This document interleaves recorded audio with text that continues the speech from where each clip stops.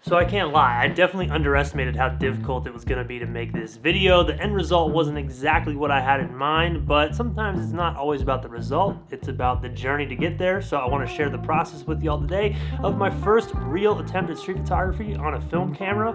Enjoy.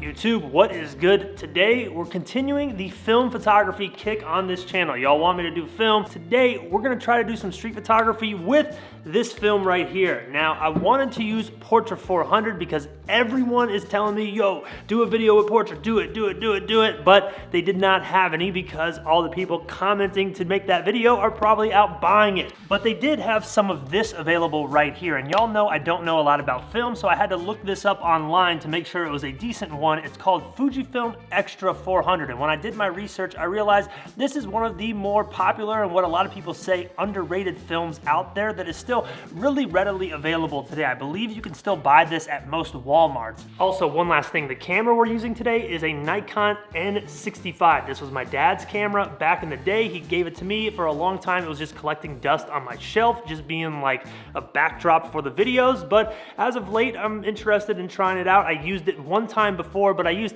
Ektachrome 100 at night, which after making that video, I realized was a terrible decision. So today is really the first time I'm giving film a fair shake, and we're using a Sigma 35mm f1.4 as the lens because y'all know 35 is my favorite focal length ever. So let's stop wasting time. Let's get to it.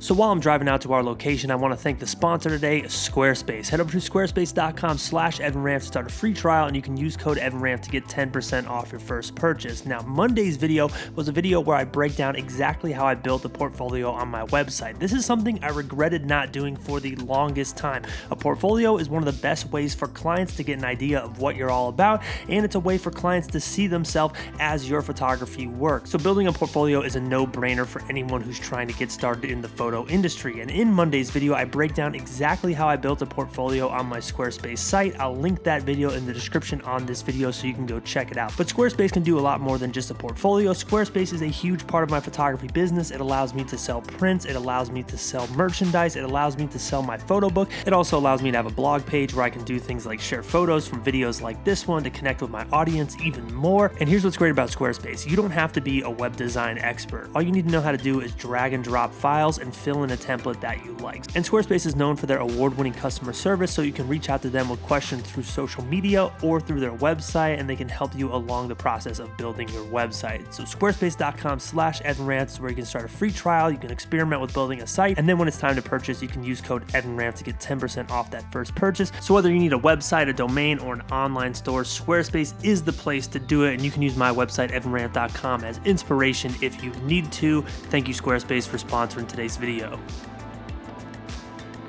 So I'd be lying if I said there wasn't going to be some challenging elements to getting out to make photos today. The biggest one being the fact that there's still not a ton of people out. We are still technically in a pandemic. People aren't going into work, but I don't care. I have missed street photography so much, I'm just going to do it. I'm going to make it work. And the same goal as every time I go out to make street photos applies today. We're just trying to get one.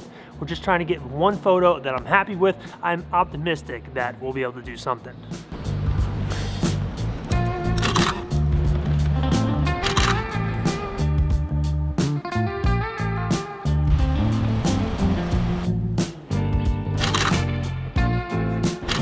I really like this area behind me because it's super futuristic. There's all these lines. I've already missed one shot too. I had the perfect composition, the perfect everything was lined up, and the camera did make a photo. But we're 5 shots in.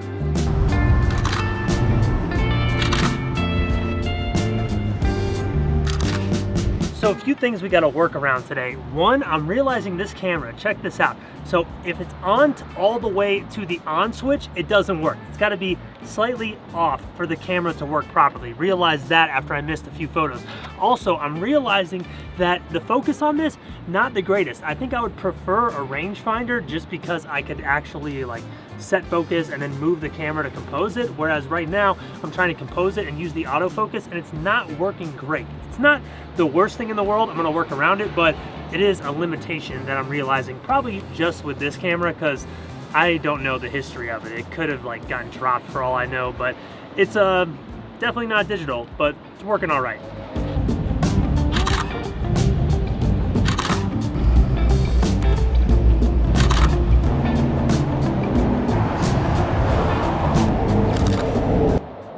Tell you what, doing a video like this has given me newfound respect for photographers like Joe Greer, Matt Day.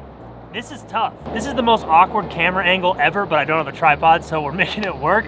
But yeah, it is definitely tough not having a flip out screen. I'm such a millennial saying that, but I miss it. And there were a few shots today too where this camera is very loud. Now granted, with other cameras that might not be an issue, but it is an issue with this, and I felt kind of uncomfortable trying to make a few photos that I normally wouldn't even think twice about.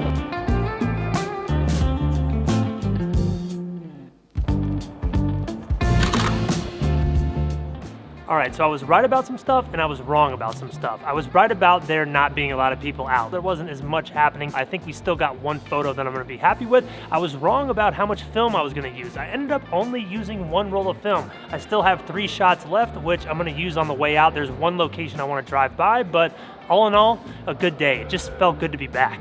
Yo, actually, I just thought of something. I really like this location. I like the blues over here. I like the greens over here. So I'm gonna use these last few photos on a timer with this. So what I'm gonna do is set this to a high aperture, something like f8, maybe f6.5. So that way I can get a slower shutter speed of like 1/20th of a second. And I'm gonna try to walk through this composition that I like. May have to back this up on digital, but I just like this composition too much. I love the colors.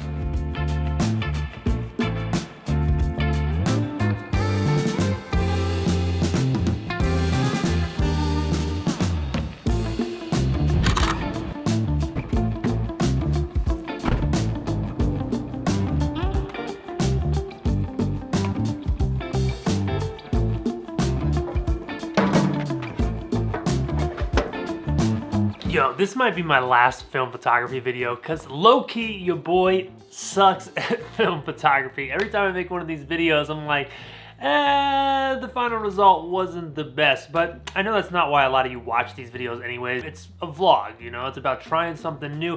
But when people ask me, how do you get good at photography? Days like today is how you get good. You go out, make the bad photos, and then you come home and stare at them and say, I'm terrible, I need to do a better job next time, which is what I'm gonna do. I don't know if I'm gonna make a lot of film videos going forward. I am gonna mess with this more on like some portrait type things, but I might try it out and try to get a little better before I do any other videos. Maybe before I do that Portrait 400 video, I'll get a little more familiar with this camera, because I think that's one of the big things that I'm lacking, is I'm not super familiar with the tools I have. And you know, other cameras might be a little bit better for street photography. I don't know if this was necessarily the right tool for the job, but all in all, it was just fun to do. It was a cool experiment. And if you have any tips, you have any pro advice out there for film stuff, please let me know. It's not something I'm doing for work or anything like that, so I'm open to people helping me, because I'm kind of the student in this case. I don't have any good information for you other than the trial and error and the experiences I have on the channel. So if you got any good advice for me, let me know in the comments. That was my first day of film street photography. Kind of an L. I do like the photo of the guy moving on the bike down that pathway, but it just didn't work exactly the way it needed to. Like, my metering was off, I was in aperture priority, and I don't like the way it metered a lot of the shots, so next time I would have to shoot in manual. All in all, not a great day, but still a fun day. If y'all are the truth, I'll see you in the next vlog.